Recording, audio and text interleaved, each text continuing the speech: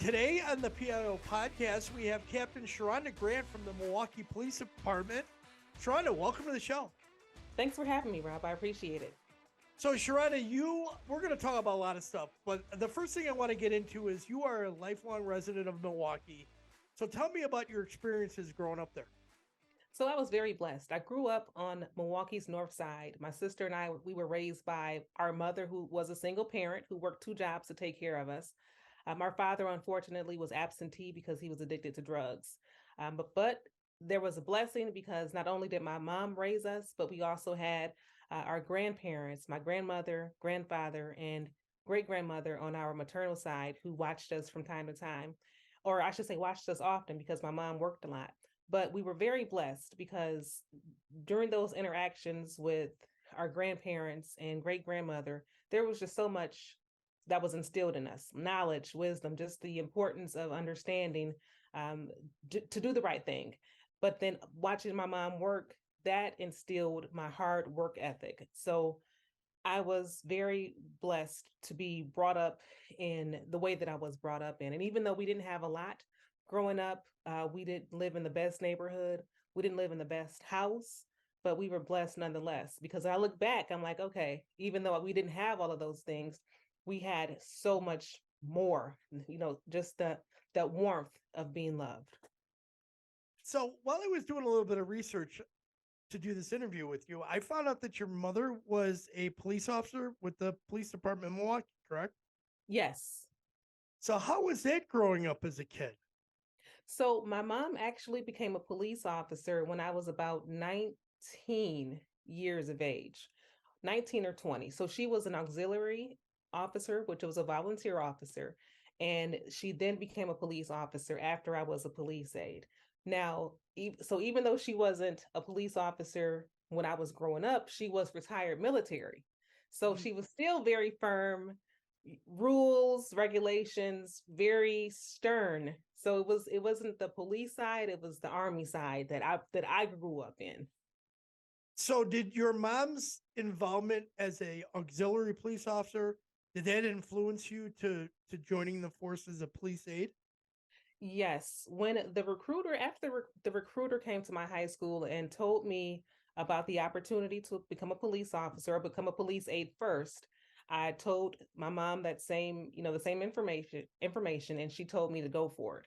And so it was a blessing because when I became a police officer, my mom was already established as an officer and we worked in adjacent districts. So I worked in District 4, she worked in District 7, and during that time, we had the same police channel. We shared the same police channel, and we both worked third shift. So she would hear me on the air, I would hear her on the air. And, I know she was concerned about my safety, but because I'm like a 21, 22-year-old kid out there just trying to do the best I can, she's thinking about me as a daughter, not necessarily just as a police officer. But it was a good time because if I had questions and my mom was working, I could go to mom. So go to mom on work for questions about work. So that was really cool. Well, that's very nice. All right, so I again going back to my research, I like to research my guests because I want to find out the good inside stuff. So, as I was doing some research, I came across a comment that was made about how negative impact and negative. I'm sorry. I read somewhere that you were impacted by negative statistics about African Americans. So, how did that influence your decisions for your life and where you were going? So when I was about 11 or 12, either in the fifth or sixth grade, there was a statistics class. It was actually a math class. Our math teacher was teaching us statistics. And the statistics that he taught us were that African Americans were less likely to graduate high school, African Americans were less likely to go to college, Black females were more likely to get pregnant and drop out of high school compared to their white female counterparts. So all of these negative statistics, which I believed was pointed directly at me, directly at me and the other minorities who attended school with me at the time.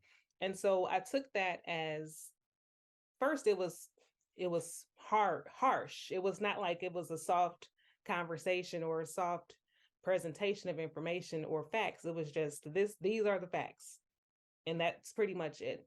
And so first I took it as, it was harsh, but then I took it as basically a challenge. And so I wasn't going to allow myself to become one of those negative statistics that that teacher spewed out during that class. And so I made sure, like in the back of my mind, it was always, I have to go to college. I have to figure out some way to go to college. I have to complete high school, I have to graduate, and I have to prove this teacher wrong. And so through the course of my early education, I made sure I went to school, made sure that I graduated. And then when the recruiting officer came to my high school and offered the position of police aide, when they said it assists you in paying for your education, your college education, then I knew I had to join the Milwaukee Police Department. They talked about pensions and everything else, and I'm like, I don't know anything about a pension. I don't care about a pension. But if you guys are going to help me pay for college, sign me up. Yeah, what high school kid thinks about pensions at that age? Right. They don't. All right, so let's talk about your background in the Milwaukee Police Department and where you went. What's your progression? So you get hired as a police aide. Correct. So I was hired as a police aide in 2001. And police aides, we did a lot of administrative duties, learned computer How old systems. were you I when was that happened? 18. Okay, 18. So a very long time ago.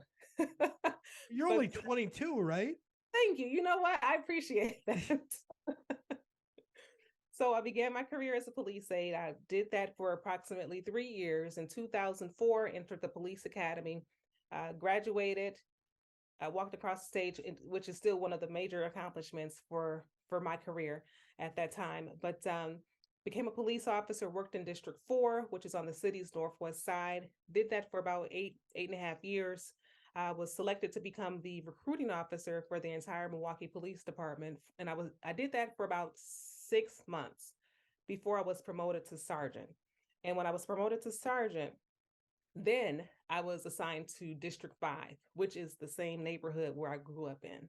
And so Nice. that was awesome because not only was I able to patrol the area that I grew up in, I was also able to interact with some people that I knew from the neighborhoods, not necessarily just from, police officers' perspective, but as someone who grew up there. Um, Fast forward, I was assigned various places as a sergeant, but I was also selected to be the public information officer for Chief Alfonso Morales. And so did that for about almost 3 years. And I can tell you that that was that was a great experience as far as the the knowledge that I learned and just how to I don't of course I didn't learn how to become a police chief, but I learned how to lead and how to care for people in a manner which I was never exposed to. Excellent. So you go from, so what's the next rank after sergeant for you guys? So from sergeant, it's lieutenant. And so in October of 2020, I was promoted to lieutenant, where I worked at District 3 on the second shift there. Had a great time working, and that's patrol. Had a great time working with the men and women there. And then I was promoted to captain. I was actually the acting captain of District 5 in December of 21, and then officially promoted to captain of District 5 in 2022, Okay, whoa, wait a February minute. 2022. Okay, so hold on a minute. So you are the captain of the district you grew up in. Yes. Awesome. That's got to be a fun feeling. It really is. And based upon the conversations that I have with some of our stakeholders and some of the officers that work there and members that work there, they can tell the difference. They can see that I'm really invested in the community. I'm invested in our residents, but I'm also invested in our officers as well. And so I do a lot of stuff off duty. My husband is probably like, you should probably not work so many hours, but it's a joy. It's a legit joy that I have when I interact with people because I know what some of the challenges are and I know what some of the struggles are, but I know that we can overcome those obstacles. Okay, so I didn't ask you this before. I should have asked this, should have prefaced this. How big is the Milwaukee Police Department sworn numbers? And then how big is the entire city of Milwaukee? What's the population? So the population is about 600,000. I believe I know that we don't nearly have as many officers as we need. I believe sworn is about, I know sworn is under 1,600. Okay. All right. So that's still a good. You're a good sized department then. I mean, Yes. that's pretty good. All right. So you talked about leadership, and I saw that you were an instructor at the academy on leadership, and you were also the former uh, president of the League of Martin. So let's talk about what is the League of Martin, and then we're going to talk about your experience of being involved in that organization as an African American woman in the Milwaukee Police Department. So the League of Martin is a nonprofit African American law enforcement affinity group, and it was founded in 1974 by former Chief of Police Arthur Jones. Of course, he wasn't the chief at the time, but he and some of his partners during 1974 created this affinity group. And so the group was created to really to empower African American officers, because if you can imagine, in 1974 there were not a lot. Right. Okay, in 2022 there are not a lot of African American officers. And so in 2016, I became the president of the organization. And my goal, number one goal, was to bridge the gap between law enforcement and the community that we were serving and serve. And so I learned a lot about leadership during that time, because the organization had several officers throughout the agency, high ranking, and also patrol officers, and then also a lot of retired members as well. And so this was a volunteer position for all of us. Whenever we did anything, it was just volunteer. So how do you get people with type A personalities to volunteer?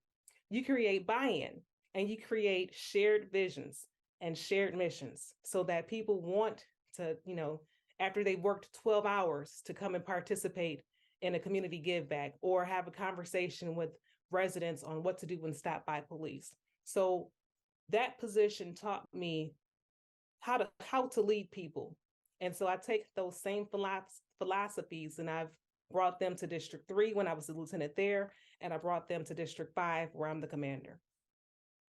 Okay, so how did that experience, or I should say, how was your experience being an African American woman going through the police ranks? How was that?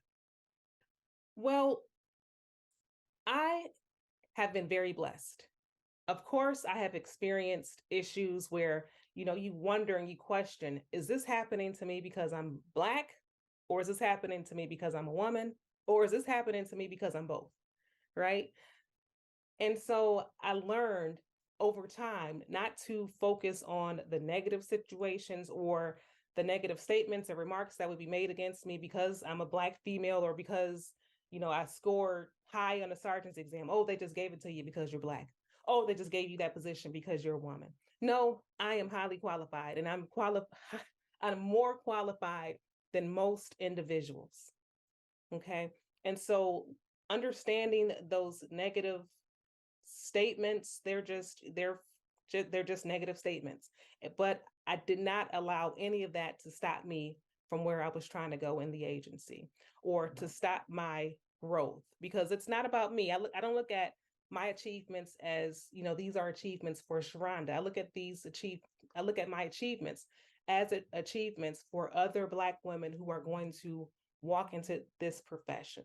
Okay, so let's walk into that then, because you're recently promoted, and I say this because in law enforcement, to have a female move up through the ranks, and qualified females and qualified anybody to move up through the ranks, that's great. But you're an African American and you're a woman, and you're moved up through the ranks. You're now the captain of the district you grew up in. What message do you have for young women, especially young women of color, in your community? So the message that I have is to not stop, to keep going, but also to surround yourself with people who are where you are trying to go, or who have shared beliefs in making it in whatever regard that is. So oftentimes we only surround ourselves with people who have the same experiences, the same mindsets, but we never seek a mentor or someone who has experienced things that we haven't experienced. We just focus our friendships on people who are the same as us. But I would definitely suggest getting a mentor, talking to people who are places where you want to go, and then just don't allow anything to stop you from forward progress. That's the most important part, is just having that drive. But then for myself, it was really about having God as well, because you are going to go through adversity. There are going to be people that don't want to let you sit at the table, who try their best to block you from even walking through the door. But you just have to stay the course. When one door closes, another door will open. And sometimes you may have to kick that door down just by you just being resilient and just not settling for no. So just ensure that you have a good group of people who are focused, who are goal driven as well. But then also make sure that God is first, have a mentor, and don't stop in the face of adversity. Keep going. Okay, so you're going to be teaching a leadership course for young people, for young girls, because I think that would be a great thing for you to do for the young ladies in your community. You would be doing that. You would do an amazing job. Well, thank you very much. I appreciate that. No, I really do. I'm going to call the chief there and tell him he needs to put you in charge of that. All right, so I'm going to change gears here because this is kind of a little bit more somber. So I asked this of a lot of the females and a lot of people of color when I interview them on here is, since the as an African American, what was it like to experience and see the events of the murder of George Floyd, and how does it how do you deal with the impact of that, and then balance it with being a police officer at the same time? Well, the unfortunate and tragic death of George Floyd, regardless of being an African American or a woman, seeing that incident take place, and regardless of being a police officer, seeing that incident take place it was tragic as a human being. So I Yes, looked at it as being a human being. This human being was murdered, and absolutely. murdered by a police officer. And so seeing a police officer and police officers, but the one for sure, it was just disheartening. How could someone who wears the same badge that I wear, who took an oath to protect, serve, um, to be there for our community, do something as heinous as that? And so that was terrible. And so I understood the protest. I understood individuals who, did not believe in law enforcement due to that, because that was disheartening.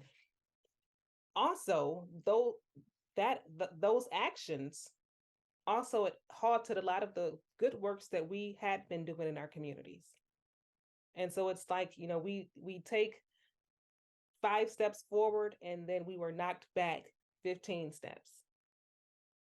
I actually think that the impact of the murder of George Floyd put back law enforcement almost 20 years. That's my perception of where we're at and what we have to deal with on a day-to-day basis now. And there's constant. It doesn't matter if it's logical and right and appropriate. There's always a question if you did it because he's of a different color, that you're a racist, or you just like to physically abuse people. And that's what a lot of the public now thinks. It's very unfortunate. So, I mean, I appreciate you bringing that honesty to that, because I think we need to talk about this, and we need to get away from the us versus them. And I know Mhm. for some people it gets a little uncomfortable when you do that. But I think it's very important for us to, as officers, we need to vocalize our disdain and disgust for what occurred every time we have an opportunity. Absolutely, because not only are we speaking down about it, we are in some cases preventing it from happening again. When we talk about this is the behavior we do not want to see. We do not want our any member of our community to be victimized by anyone who wears this uniform and this badge. Our job as law enforcement agents is to protect our members in our community, and not to cause harm to them. And so the more we talk out about it, the more I believe that it prevents it from happening again, because officers will know, okay, well, this behavior is not acceptable. But the more we are closed off from it and the more we refuse to talk about it, the more of a possibility that it can happen again. And I think if you think about the three other officers that were there that should have intervened, that's the thing that we need to continuously reinforce, especially in the new officers coming up, that you not only have a duty to intervene, you as a human being, you should have intervened. Yes, absolutely. Okay, so diversity in the job at Milwaukee PD, how is it? Well, diversity in any law enforcement agency can always be improved. That's how I look at it.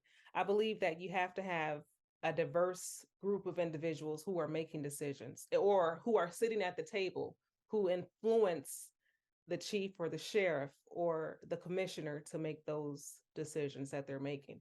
I believe that law enforcement for the longest of times have been ran by a predominantly one group of people, right?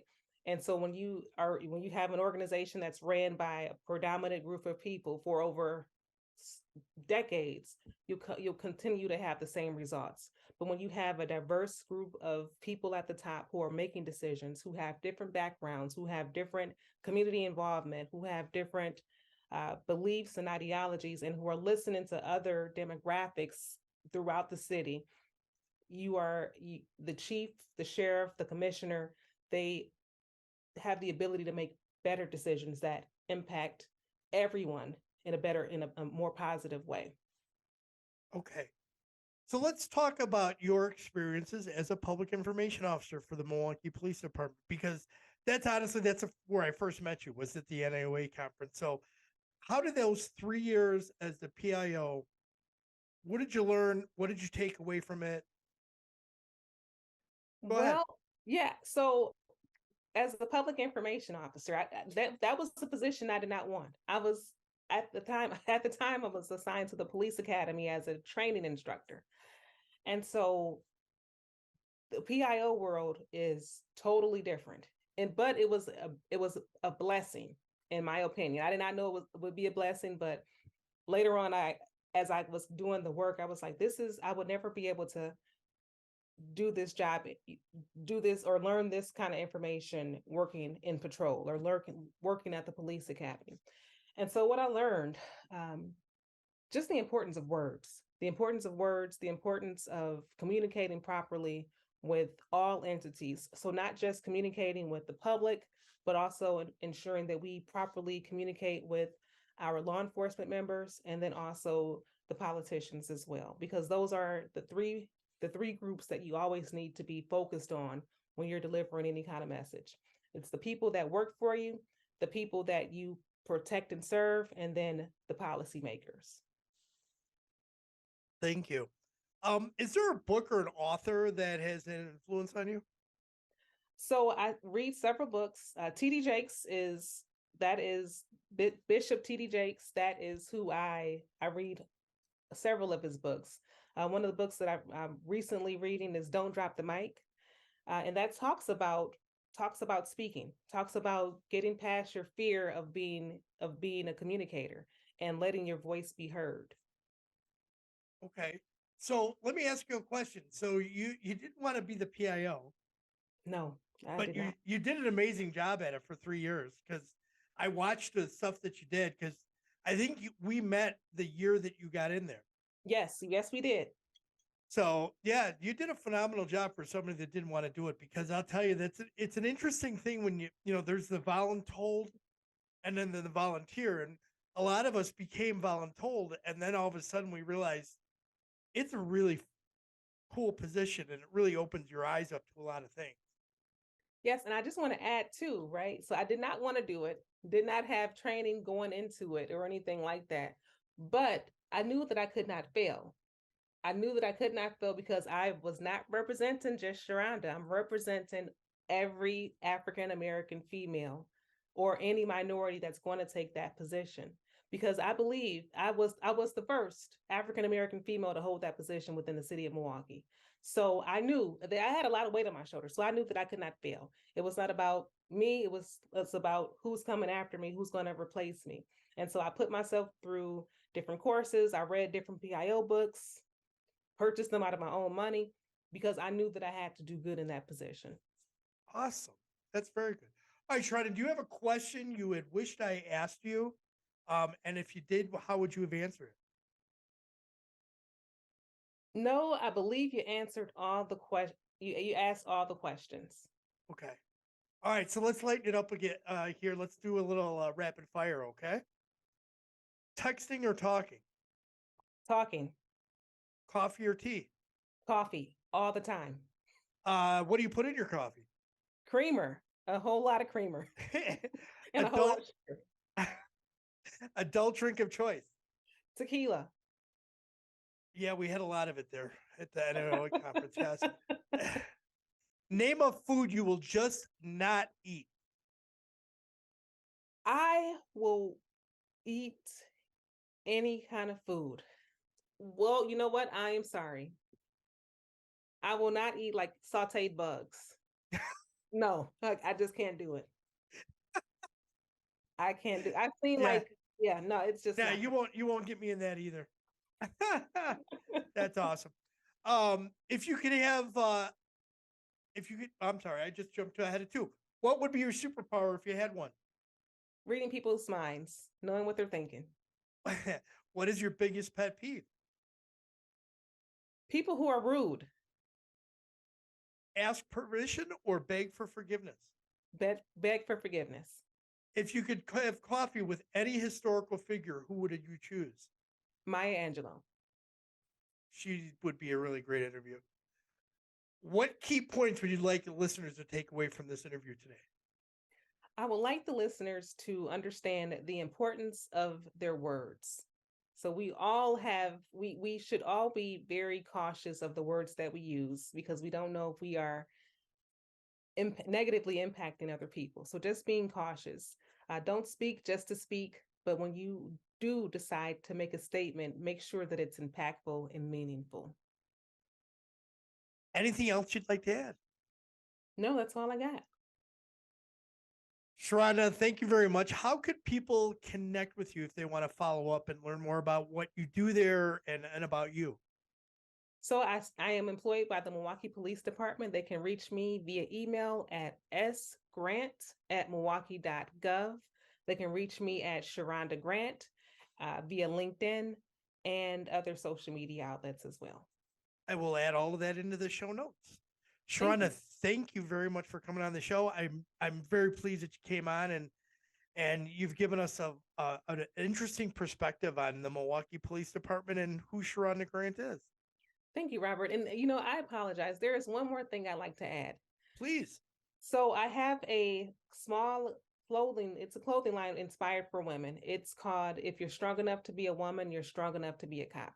And it's a small t-shirts, um, sweatshirts type of apparel. And it's really just to motivate women who are in law enforcement to keep going. And then also to motivate women who are not in law enforcement to consider joining. Okay. I will add that into the show notes too. So, send me a link for the website if you've got one so I can add it in there. Okay. Sharonda, thank you for coming on the show. Thank you very much.